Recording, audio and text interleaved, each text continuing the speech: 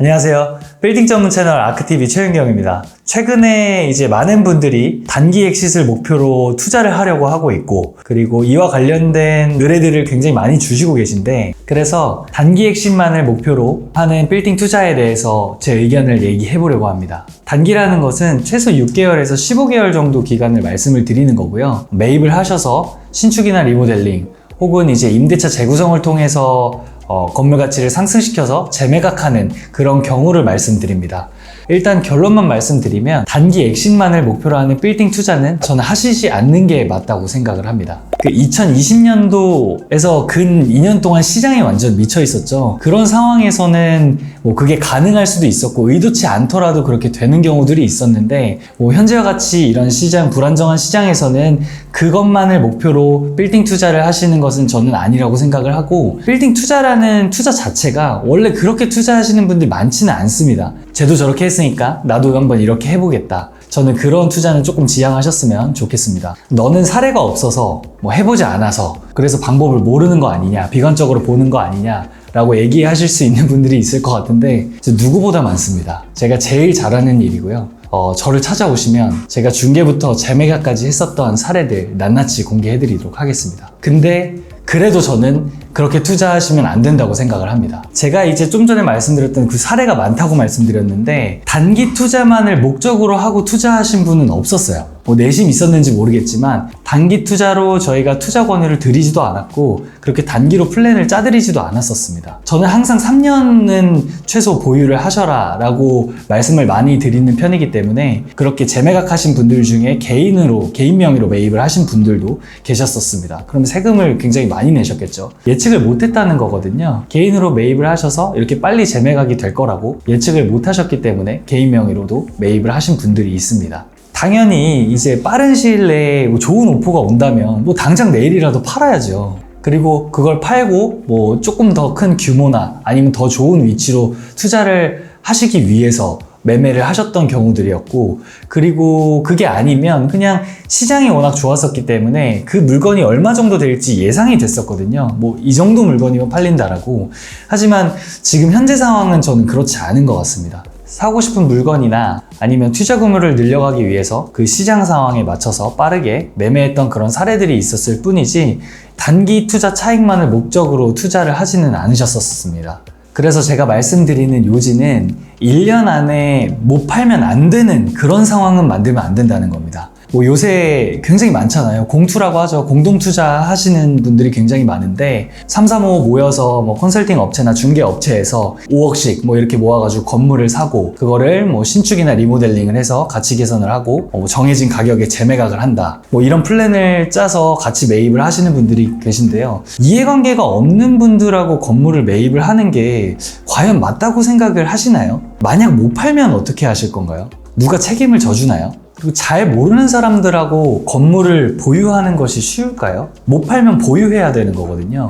임대료가 따박따박 나와서 이자를 메꿔준다고 쳐도 사실 그 돈이 전 재산인 사람들도 있습니다. 그럼 중간에 필요한 상황이 생길 수도 있는 거고, 오랫동안 장기로 못 파는 기간이 지속된다면 저는 분쟁이 생길 수밖에 없다고 생각을 합니다. 아무리 법적 장치를 걸어놓는다고 하더라도 저는 분쟁이 생길 것 같아요. 정말 그거를 개발을 했을 때 지금과 같은 시장에는 얼마에 팔릴지 아무도 모르는 겁니다. 부동산 장기 시장은 어느 정도 시장이 좀 읽히지만, 단기 시장 같은 경우는 말이 달라요. 굉장히 예측하기가 어렵습니다. 더군다나 이렇게 경제 상황이 불안정한 경우에는 더더욱 그렇습니다. 2021년, 2022년 초까지 아파트 시장 부동산 전문가들이 예측한 거 어떻게 됐나요? 지금 아예 반대로 가고 있죠. 그런데 이거를 부동산 중개인이나 아니면 개발업자가 이거를 예측을 한다고요? 좀 말이 안 된다고 생각을 합니다.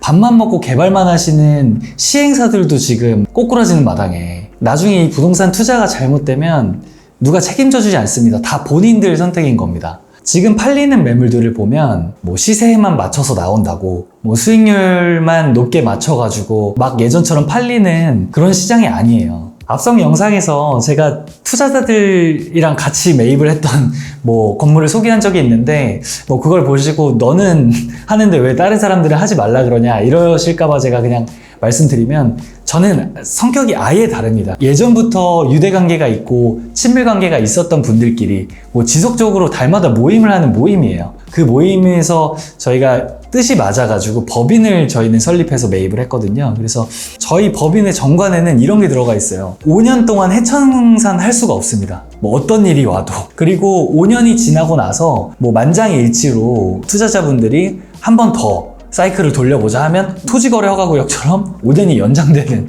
그런 정관이 있습니다. 그래서 저희는 지금 뭐 1년, 2년 보고 투자하고 그 다음에 해청산하고 이런 게 아니고요. 5년, 10년 정도 보는 그런 프로젝트를 지금 하고 있는 거고, 앞서서 저희가 이제 이 프로젝트를 성공시키겠다고 제가 그때 뭐 영상에서 말씀드린 적이 있는데, 저희는 저희가 원하는 가격에 맞춰질 때까지 안 팔 겁니다. 그냥 계속 보유할 거예요. 만약에 가격이 맞춰진다고 하더라도 저희가 살 물건이 마땅히 없다면 저희는 안 팔 겁니다.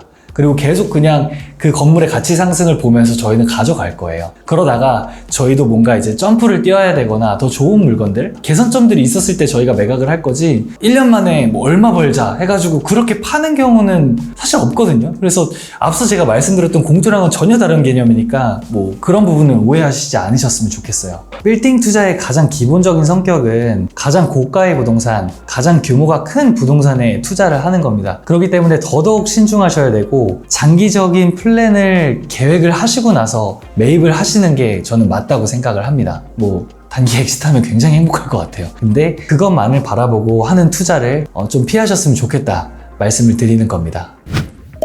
근래에 빌딩 매입을 계획을 하고 계시다면 꼭 짚으셔야 되는 사항들 몇 가지 말씀드리겠습니다. 첫 번째는 법인으로 매입하실 계획이라면, 그리고 법인으로 매입하셔서 신축하실 계획이라면 주택에 대한 취득세 중과에 대해서 아셔야 될 것 같습니다. 뭐 취득세 중과가 뭐 13.4% 된다는 거는 누구든 다 알고 계실 텐데요. 그것보다는 일반적인 취득세랑 중과된 취득세랑 비교를 하셔서 나머지 금액 같은 경우는 어떻게 보면은 저희가 평당가로 앉는 거잖아요. 저희가 100평짜리 토지를 100억에 매입을 한다고 생각을 해보시죠. 첫 번째는 근생, 두 번째는 주택 건물인 겁니다. 근생 건물가 자체는 취득세가 4.6%니까 4억 6천의 취득세를 부과를 받겠죠. 그리고 주택 같은 경우는 13억 4천의 취득세를 부과를 받게 될 겁니다. 그러면 차액이 8억 8천, 약 거의 9억 원 정도 되는 겁니다. 그러면 일반적인 중과받지 않는 물건을 샀을 때 대비해서 9억을 더 내는 거거든요. 그럼 평당가는 당연히 900만 원 더 올라가야겠죠. 두 물건을 비교를 할 때 여기는 평당 1억에 산 게 맞지만 여기는 평당 1억 900을 주고 샀다라고 생각을 하시는 트레이닝을 하시는 게 좋을 것 같아요. 누구나 취득세 중과에 대해서는 알지만 이게 뭐 이런 식으로 생각까지는 안 하시는 것 같더라고요. 두 번째는 임차사를 확인하는 겁니다. 요새 통임대가 돼서 이제 수익률이 맞춰진 건물들이 팔리는 경우들이 있는데, 이런 경우에 좀 짚으셔야 되는 내용 중에 하나입니다. 임차사들이 들어와 있어요. 그래서 수익률이 되게 높았고 그렇게 해가지고 건물을 매입을 했습니다. 뭐 임대차 만기도 많이 남아 있었고, 근데 갑자기 어느 순간부터 임차인이 월세를 못 내요. 아니면 갑자기 도산합니다. 재임대를 맞추겠죠. 그러면 뭐 보증금으로 어느 정도 딜레이된 기간들은 뭐 수습할 수 있겠지만, 이걸 저희가 재임대를 하려고 했을 때 전 임차인이 플렉스한 거여서 안 맞춰집니다. 그 가격으로. 그런 경우들이 종종 있어요.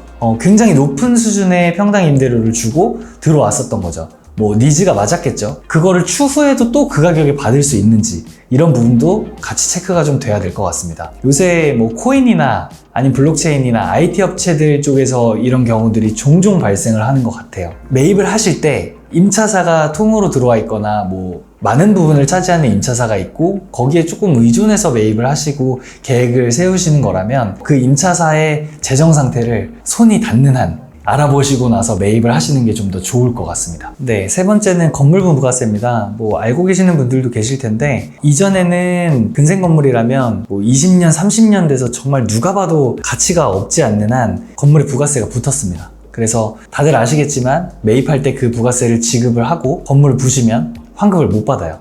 그냥 버리는 돈이 되는 거죠.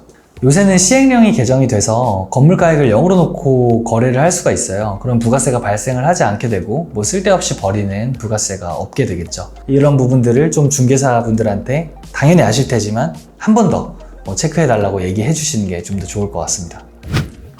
항상 좋은 투자를 하셨으면 하는 마음에 제가 말씀드리는 거니까 좀 좋게 봐주셨으면 좋겠고요. 앞으로 벨라를 기대하며 이번 영상 여기까지 하겠습니다. 감사합니다.